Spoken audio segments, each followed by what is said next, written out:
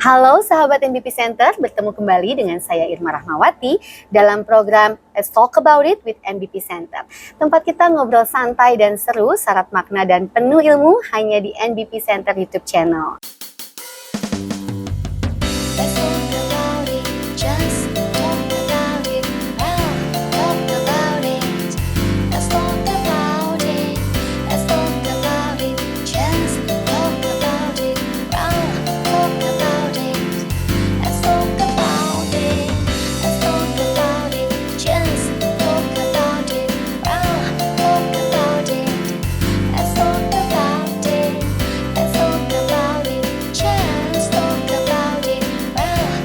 Baiklah sahabat MBP Center, kali ini telah hadir bersama saya seorang dokter anak yang juga pakar ASI dan udah nggak perlu ditanya lagi deh kiprahnya di dunia ASI, nutrisi, tumbuh kembang anak. Tidak lain dan tidak bukan Dokter Wiyarni Pambudi spesialis anak. Selamat datang dokter. Terima kasih. Makasih banyak jauh-jauh dari Jakarta hadir ke Bandung khusus buat ngobrol-ngobrol seputar ASI loh dok. My pleasure. Senang sekali ketemu. Tips sendiri lagi tadi ya, betul-betul perjuangan ini untuk dunia ASI. Nah, sahabat MBP Center, Dokter Wiyarni spesialis anak atau akrabnya saya panggil Dokter Win aja ya dok ya, boleh ya.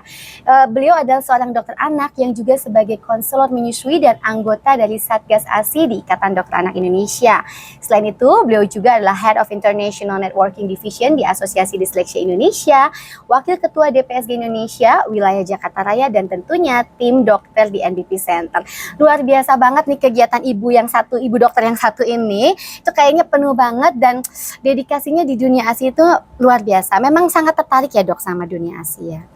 Ya, karena kan kita sebagai ibu ya, sebagai ibu yang penting adalah memberikan yang terbaik untuk anak-anak kita. Betul. Salah satunya adalah menyusui.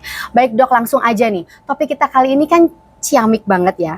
Breastfeeding and brain booster. Nah, sebetulnya kalau kita ngomongin ASI, kayak tahu-tahu nggak tahu gitu ya dok, para ibu-ibu itu ya. Dibilang nggak tahu, tahulah soal ASI. Tapi kalau dibilang tahu juga kayaknya masih banyak aja pertanyaan soal ASI itu ya, nggak pernah kelar-kelar ya dok ya. Nah kita mulai dengan yang pertama dulu nih dok. Sebetulnya mengapa sih menyusui itu penting dok? Mungkin dokter bisa jelasin nih pada orang tua, khususnya ibu-ibu, juga para tenaga kesehatan ya, supaya makin yakin dan nggak pada galau lagi untuk istiqomah memilih ASI nih dok. Gimana dokter? Silakan dijelaskan dulu. Ya, sebenarnya kita senang sekali ya karena beberapa dekade terakhir justru minat untuk menyusui itu makin tinggi banyak, kayaknya betul. Ya, makin tumbuh kesadaran ibu maupun keluarga untuk memberikan ASI pada bayinya. Nah, pertanyaan tadi perlu dijawab karena kalau kita nggak tahu pentingnya ASI, pentingnya menyusui, maka mungkin begitu ketemu kendala sedikit kita langsung mundur. Niatnya jadi kendor ya dok. Betul. Ya, betul. Nah, menjawab pertanyaan tadi mengapa menyusui itu penting? Pertama kita garis bawahi dulu bahwa yang penting adalah menyusuinya. Karena menyusui bukan sekedar memberikan ASI. Catat, menyusui bukan sekedar memberikan ASI ya dok ya. Metode pemberian ASI bisa bermacam-macam. Yang paling baik yang kita inginkan adalah dengan cara menyusui. Apa yang menjadikan dia penting? Karena dia tidak hanya sekedar memberi makan. Atau istilahnya kalau kita bilang ASI sebagai makanan itu adalah zat biologis. Nah, ini ada lagi selain kebutuhan biologi, maka yang bisa diberikan adalah namanya PNI, psikoneuroimunologi. Nah, dimana kalau kita memberikan ASI dengan cara menyusui, maka kita akan secara psikologis dapat meningkatkan bonding atau attachment antara ibu dengan bayi, dan itu tidak bisa tergantikan. Karena nggak mungkin ASI begini nyusuinnya dok ya, pasti kan bonding banget ya dok ya. Pasti dalam jarak yang skin to skin, betul. Kemudian juga dengan memberikan stimulasi ya, pancaran kasih sayang. Nggak ada ibu yang menyusui sambil marah-marah kayaknya ya. Biasanya sambil ucapan-ucapan yang baik untuk bayinya gitu. Nah itu dari aspek psikologi. Dari aspek neurologi, pada saat menyusui itu baik ibu maupun bayi sebetulnya secara alami dia akan melakukan rangsangan terhadap saraf-sarafnya, terutama untuk bayi ya, sehingga dia melatih saraf sensorik, motorik. Pada saat awal sekali baru lahir harus melakukan inisiasi menyusui dini itu sudah menemukan bagaimana cara memecahkan solusi untuk Betul. survive di Jadi dunia. waktu IMD aja tuh dia udah latihan ya dok ya, lahir aja udah dikasih tugas latihan dengan Iya, menyusui ya, luar betul. biasa ya. Awalnya mungkin kita nggak sedalam itu Ya. ya mempelajarinya, tetapi setelah banyak penelitian kita tahu bahwa 9 tahapan di IMD itu masing-masing itu ada manfaatnya untuk stimulasi Wow. sensorik dan motorik bayi. Benar-benar ya dok ya. Jadi catat lagi nih, IMD itu ternyata penting ya, Betul. inisiasi menyusui dini ya dok ya. Yang untuk ibunya pada saat rawat gabung. Mhm. Jadi di hari-hari pertama, Betul. di jam-jam pertama kalau rawat gabung, secara sensorik ibu juga jadi lebih peka. Jadi menyusui itu juga buat si ibu tuh juga sebetulnya Betul. di hari-hari pertama tuh Betul. malah penting banget Iya. ya. Padahal di sini seringkali mereka yang justru malah tar dulu deh baru melahirkan Karena gitu ya. masih capek, Masih ya, capek. masih Padahal itu pemulihan. penting, coba dijelasin lagi nih. Catat nih mami-mami nih. Jadi itu ya pentingnya duo nih, duo yang pendongkrak keberhasilan ASI eksklusif itu sebetulnya adalah inisiasi menyusui dini dan pertama rawat tadi. gabung. Betul. Inisiasi Dua menyusui hal dini ini. dan rawat gabung ya. Iya, jangan dipilih salah satu atau bahkan dua-duanya ditinggalkan, Mhm. jangan sampai kalau mau berhasil ya Mhm. menyusuinya. Nah tadi buat si ibu jadi gimana dok di hari-hari pertama, Ya. manfaatnya buat si ibu gimana? Terutama untuk ibu yang baru pertama kali punya bayi, ya, tentu rasa keibuan itu nggak timbul seketika. Nah, dengan ibu memberi kesempatan bayi selalu berada di dekatnya, Betul. dia akan lebih peka menerima rangsangan dari bayi, sehingga Oke. ibu yang menyusui itu biasanya akan tahu nih, bayi itu nangis karena Oke. apa. Bahasa kolbu ya. Betul, laparkah, Betul. dingin, Betul, minta diganti betul. mungkin karena kotor, Iya. atau mungkin tangisan yang nggak nyaman hanya ingin dipeluk. Itu lebih cepat ibu bisa membedakan kalau ibu lebih sering berada di sisi bayi. Sejak awal Sejak kelahirannya. Betul Ya, ya. Jadi terutama- walaupun bayi ini belum berbicara tapi bonding tadi dan sense itu ya dok ya, yang iya, dilatih di awal-awal. Iya. Bicaranya bayi itu kan dengan menangis. Betul. Nah, jadi kalau pada saat di rumah sakit tidak rawat gabung sampai di rumah, nah Nggak apa jenis betul. tangisannya ya dok. apa waktu yang rentan tadi yang harusnya bisa dimanfaatkan ibu untuk mengisi memorinya Betul. dengan oh ini suara tangis Iya, bayi iya. kalau basah, ini suara tangis bayi kalau lapar gitu. Iya. Itu terlewat. Oke. Sampai di rumah akan bingung. Ya. Jadi kepanikan muncul. betul, merasa terganggu atau merasa tidak bisa membedakan bagaimana tangisan bayi itu harus direspon. Yang ketiga tadi imunologi. Oke. Nah, ini juga salah satu hal yang sangat amat membedakan antara ASI dengan kompetitornya, Yes. pengganti ASInya gitu ya. Oke. Walaupun nggak bisa dibandingin apple to apple, Iya, iya, tetapi itulah yang membuat ASI itu nggak bisa ditiru. Karena faktor imunologis Betul, tadi karena ya, ada Dok. faktor imun yang dibuat oleh ibu yang nantinya seiring dengan pertumbuhan bayi, dia akan menyesuaikan dengan kebutuhan bayi. Oh my god. Jadi ibu tuh sejak lahir tuh udah ngasih warisan tuh udah banyak banget sebetulnya Banyak ya dok ya, banget, buat banyak si anak Di ini dalam ya. ASI juga ada Betul. RNA-nya kan? Iya luar biasa. ada. Segala macam deh. Betul. Nggak ada yang di sortir ya dok. Diberikan semuanya untuk anak ya. Bahkan itu faktor imun tadi ya. Selalu, itulah Jadi- seorang ibu. Nah itu ya. Luar biasa banget nih. Aduh dokter, kalau ngomongin manfaat ASI nih ya, para sahabat MBV itu kayaknya banyak banget ya. Tapi saya jadi makin penasaran nih dok. Sekarang ini kan juga sesuai dengan judul kita tadi ya, dan juga para emak-emak ini banyak yang nanya ya, pengen anaknya pinter gitu kan, pengen anaknya jenius dan seterusnya.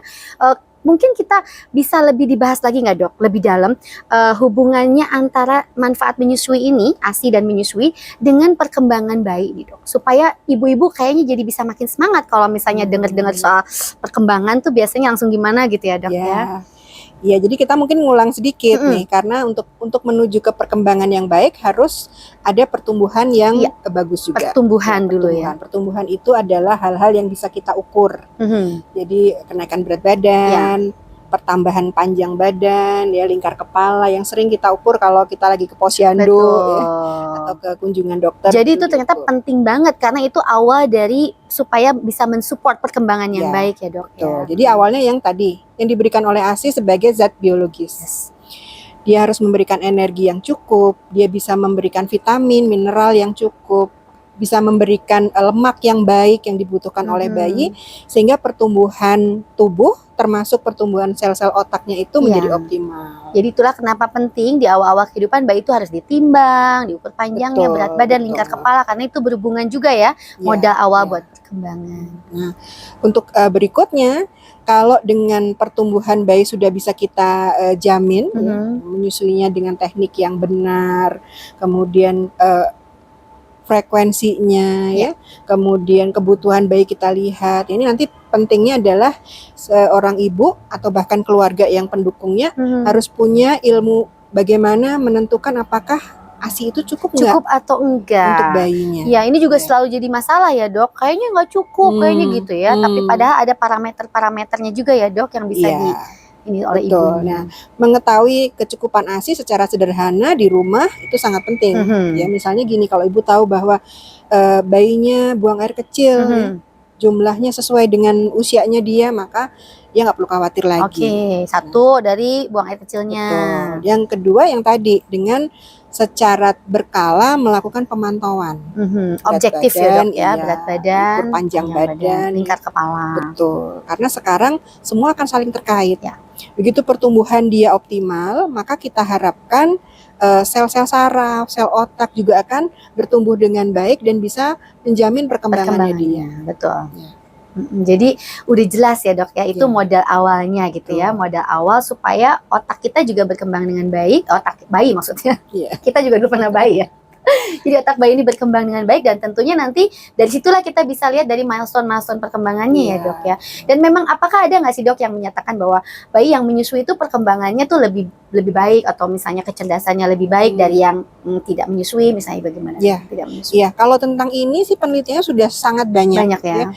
Penelitian sudah sangat banyak sejak tahun mungkin 70 bahkan 80 ke 90 itu banyak sekali penelitian yang membuktikan bahwa bayi yang tidak disusui memiliki resiko tingkat kecerdasannya di bawah bayi yang disusui. Yang menyusu. Ya, dan kemudian kita tahu bahwa selain dari faktor ASI-nya atau faktor menyusuinya, ternyata ada beberapa faktor juga yang ikut menentukan. Misalnya dari faktor ibu. Ya, salah satunya pendidikan ibu, ya. Kemudian usia ibu, ya.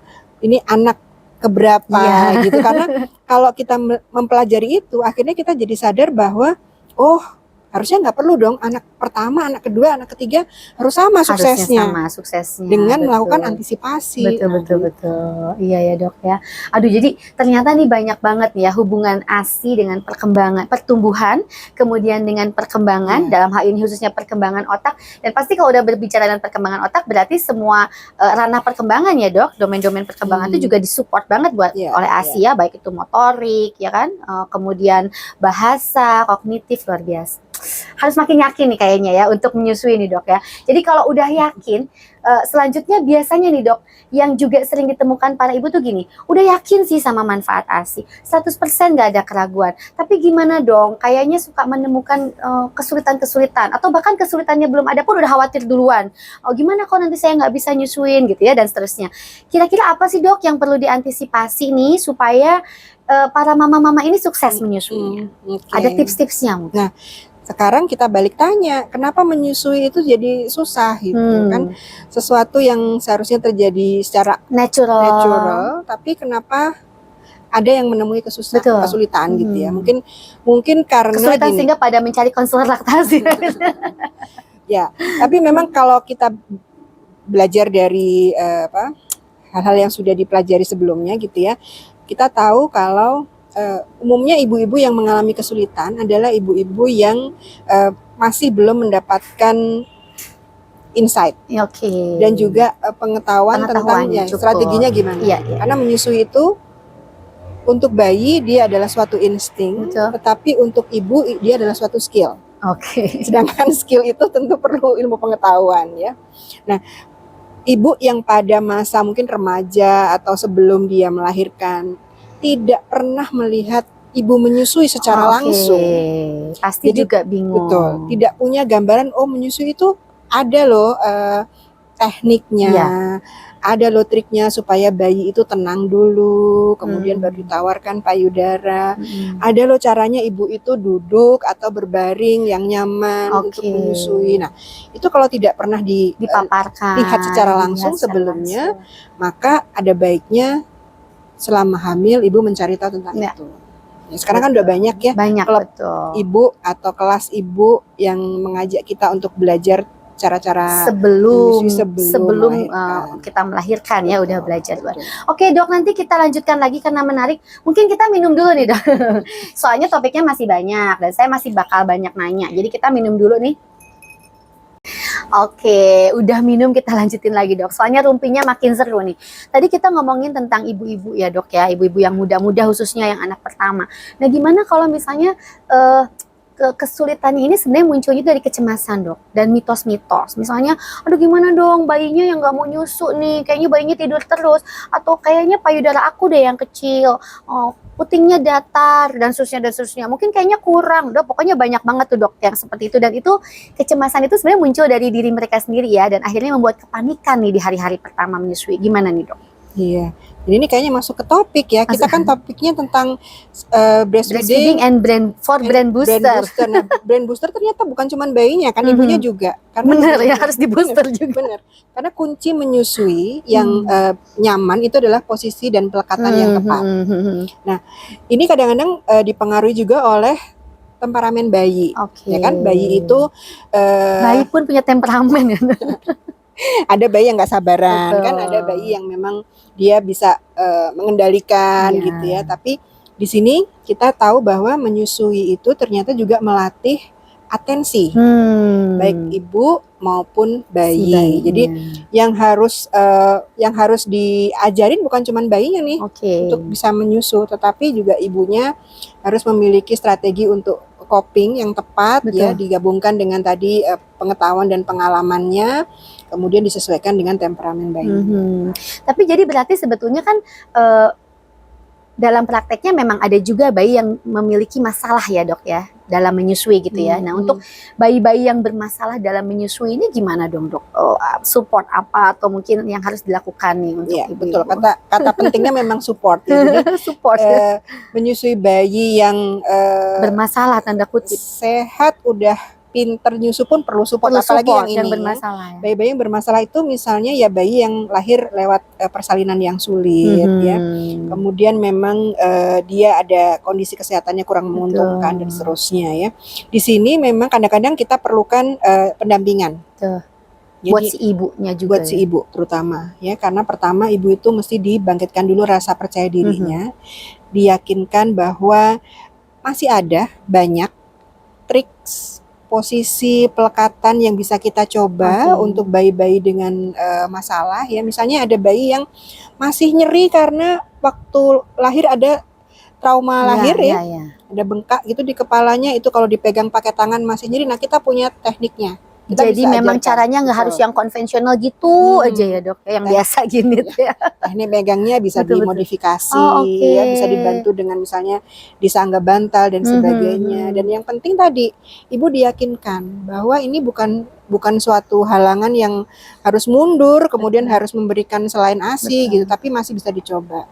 Bahkan dengan bayi-bayi yang punya misalnya kecacatan bawaan ya, secara struktur organnya gitu ada kelainan, misalnya bayi lahir dengan sumbing ya, atau bayi lahir dengan tangtai dan sebagainya, itu pun nggak menutup kemungkinan untuk tetap mendapatkan manfaat ASI dan menyusui ya, masih banyak teknik yang bisa kita coba, bisa kita tawarkan, dan kalau ibu dan keluarganya mendapatkan dukungan yang baik, dia akan bisa sampai jadi lulus. Di sini peran nakes itu memang tenaga kesehatan memang luar biasa ya untuk mensupport ibu dan bayi di hari-hari pertama, apalagi ibu yang memang memiliki bayi-bayi dengan kondisi-kondisi khusus seperti itu ya. Dan yang pasti juga peran ayah, betul ya dok?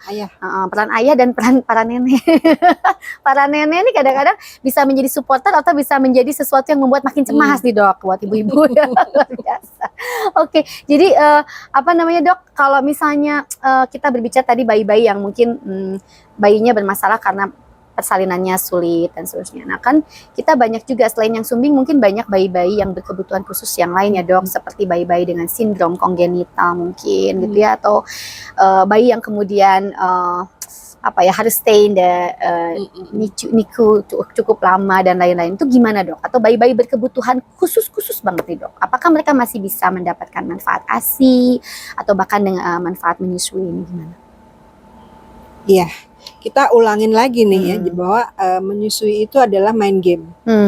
Main game. Ya, main game. Jadi di mindset kita itu harus yakin bahwa sebelum kita memberikan tambahan apapun harus diupayakan supaya menyusui itu bisa berhasil dengan baik. Nah, untuk bayi-bayi dengan kondisi khusus tadi, bayi sakit atau mungkin bayi dengan gangguan perkembangan seperti bayi dengan cerebral palsy dan sebagainya, tentu kita akan punya trik ya, melihat dulu ke kondisi bayinya, kemudian kita bisa berikan solusi bagaimana ibu itu bisa melakukan posisi yang mungkin untuk bayi lain gampang dilakukan, tapi untuk bayi ini ya perlu trik tersendiri. Betul. Ada teknik megangnya, dagu bayi, kemudian memposisikan sendiri itu. Aduh, ini kayaknya kalau ngomong ini juga bakal berchapter-chapter ya dok, khusus untuk bayi-bayi dengan kondisi khusus ya, special needs babies, special needs infants, how to support them to get the benefit of breast milk and breastfeeding. Itu kayaknya bakal ada chapter berikutnya nih di Let's Talk About It ya, karena itu pasti spesifik banget.